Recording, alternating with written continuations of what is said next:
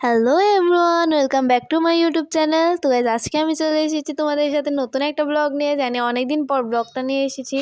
তো আজকের ব্লগটা হচ্ছে আমরা যাচ্ছি রেস্টুরেন্টে রাতে ডিনার করতে। তো আমাদের রেস্টুরেন্টে যাওয়ার প্ল্যানটা ছিল না, বাট দিদি আসার কারণে আমাদের রেস্টুরেন্টে যাওয়ার প্ল্যানটা হয়ে যায়। তো আমরা দেখো রেস্টুরেন্টে যাওয়ার জন্য বেরিয়ে পড়ি খুব দ্রুত। তো আমরা যে রেস্টুরেন্টে যাচ্ছি সেই রেস্টুরেন্টের নাম হচ্ছে দোসাই রেস্টুরেন্ট।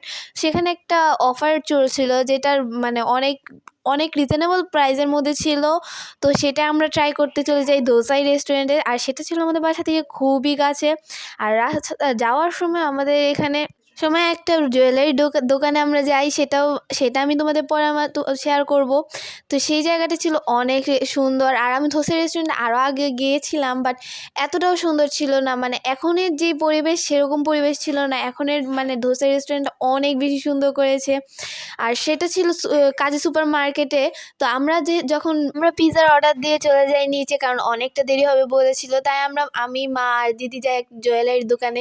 ওই যে ঢোকার সময় যে জুয়েলারিটা ছিল সেখানে। তো আমরা উপরে শুধু বাবা আর ভাই ছিল। তো আমাদের কাছে খবর আসে যে পিৎজা হয়ে গেছে, তো যার কারণে আমরা উপরে চলে যাই। তো উপরে গিয়ে দেখো এটা হচ্ছে আমাদের পিৎজা, আর এটা ছিল আমার স্লাইস।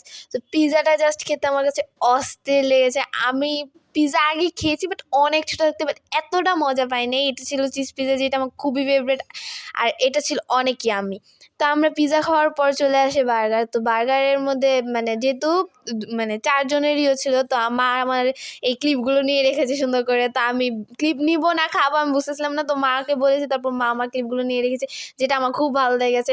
তো আমার ফ্যামিলি থেকে তো আমি আমার এই ভিডিওর সাপোর্টটা খুব ভালোই পাই। তো যাই হোক, অনেকে অনেক রকম কমেন্ট করে যে মানে ফ্যামিলি থেকে সাপোর্টটা কেমন আসে। তো যাই হোক, আমার অনেক ভালো সাপোর্ট আসে, তারা আমাকে অনেক সাপোর্ট করে। তো এখানে দেখা আমি আর অর্জুন মিলে পিৎজা খাচ্ছিলাম। তো আর আমার এখানে আমার বোনও বলছিল যে তোর অনেক সুন্দর লাগতেছে পিৎজাটা, মানে বার্গারটা অনেক টেস্টি ছিল। তো বার্গার খাওয়ার পর চলে আসে থাই স্যুপ। মানে এই স্যুপটাও ছিল অনেক ইয়াম্মি। এটা আমি আগে অন্য রেস্টুরেন্টে ট্রাই করছি, বাট ওইটার টেস্ট আর এটার টেস্টের মধ্যে একটু তফাৎ আছে, বাট দুইটাই অনেক ভালো। তো এই দুইটা কিন্তু ছিল অনেক ভালো লাগছে আমার কাছে।